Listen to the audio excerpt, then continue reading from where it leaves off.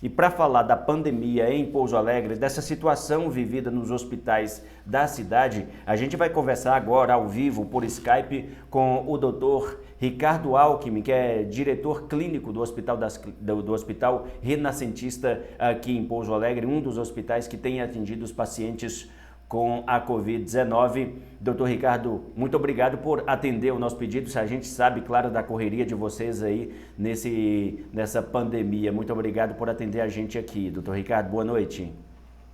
Boa noite, eu que agradeço mais uma vez a oportunidade de estar compartilhando informações a respeito da assistência médico-hospitalar aqui da nossa cidade com os espectadores e os seus ouvintes. É um prazer estar aqui. Doutor Ricardo, a gente está nessa onda roxa já há mais de 20 dias. O objetivo sempre é diminuir o número de pessoas infectadas, contaminadas e, consequentemente, a busca por hospitais. Como é que tem sido esses últimos dias aí no Renascentista, doutor Ricardo? Olha, nós temos percebido um certo alívio da pressão que temos vivido aí nas últimas semanas em relação à admissão de novos casos. Percebemos uma certa diminuição de atendimentos no pronto atendimento, assim como no ritmo de internações, tanto em enfermaria como em UTI. Ainda continuamos trabalhando acima da nossa capacidade habitual. Entendemos que esse é um momento que, embora seja de um pequeno alívio, ainda muito precoce para termos uma sensação consolidada de que seja uma tendência. Estamos enxergando isso como uma oscilação, mas torcendo sim que seja o começo de um alívio progressivo para os próximos dias e próximas semanas. Acredito que mais alguns dias podemos ter essa informação um pouco mais consolidada. Os índices de letalidade que têm sido agravantes nesses últimos dias, nesses últimos meses. Aqui em Pouso Alegre, por exemplo, começou janeiro com 80 vítimas fatais da pandemia. Agora, conforme esses números que a gente acabou dando aí, 215 mortes só em abril, nos 7 primeiros dias, 40 mortes. Assustou, doutor Ricardo, essa questão da letalidade da Covid nesses últimos dias?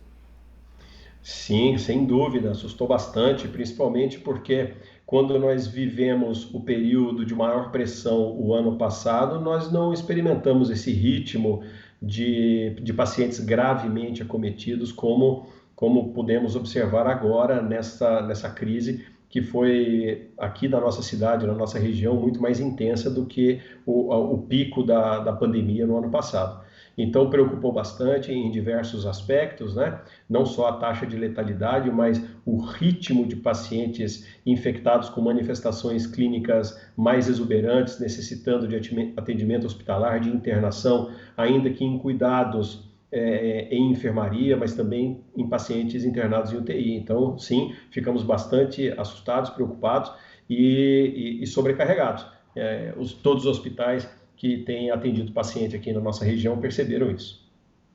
Doutor Ricardo, e nesses números aí tem a diferença dessas últimas internações, não só aquelas pessoas idosas, pessoas mais novas também com a gravidade da Covid. Verdade, verdade. Foi também uma alteração possivelmente relacionada a novas variantes do coronavírus que têm acometido pacientes numa faixa etária mais jovem. Nós podemos observar essa tendência também no Hospital Renascentista. Pacientes numa faixa etária mais jovem, necessitando de cuidados que numa primeira fase, no primeiro pico, não tinham demonstrado acometimentos tão severos. Então isso também foi observado e acho que está relacionado a esse novo momento que a gente está atravessando. A gente está conversando com o Dr. Ricardo Alckmin, diretor clínico do Hospital Renascentista. Dr. Ricardo, essa semana, anteontem, durante uma coletiva, o governador Romeu Zema, assim como o secretário de Estado de Saúde, comentaram a escassez de medicamentos nos hospitais de todo o estado de Minas Gerais, o chamado kit intubação, os sedativos. Segundo o governador, o estoque daria só para mais 3 dias, sendo que hospitais trabalhavam com estoque aí para 60 dias. Aqui na realidade em Pouso Alegre, o senhor tem conhecimento como é que está a situação desse kit intubação? A preocupação ela é a mesma. Acho que todas as regiões do Brasil que ainda estão passando por essa fase crítica têm essa preocupação, não apenas com esse chamado kit intubação, mas com todos os medicamentos, materiais, né, os insumos necessários para o tratamento, especialmente dos pacientes em condições clínicas mais críticas, e os medicamentos e o oxigênio. Tudo isso é uma preocupação. É uma preocupação que ela é renovada dia a dia, porque a dinâmica ela é muito grande, né? O ritmo de internação ele se modifica de um dia para o outro, a gravidade dos pacientes também ela é dinâmica, quer dizer, um dia após o outro isso precisa ser sempre recalculado. A reposição de estoques desses medicamentos, desses insumos e também dos tanques de oxigênio, ele tem que ser revisto diariamente, mais de uma vez por dia, e nós precisamos sempre estar em contato com os nossos diversos fornecedores para que os estoques estejam suficientes para atender os pacientes.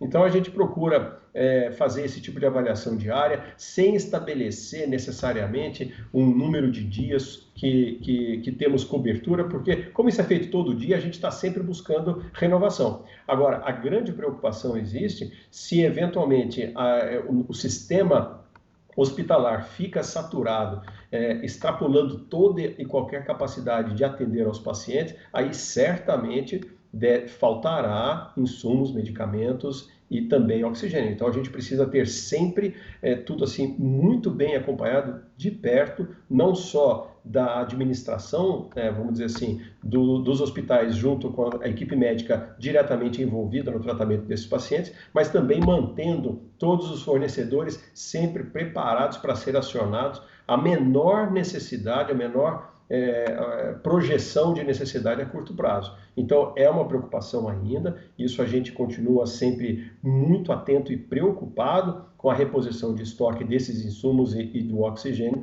e a gente faz isso lá no Hospital Renascentista várias vezes por dia, sempre buscando ter um estoque suficiente para atender a nossa demanda e com uma previsão daqueles pacientes que a gente imagina que ainda vão precisar de atendimento hospitalar.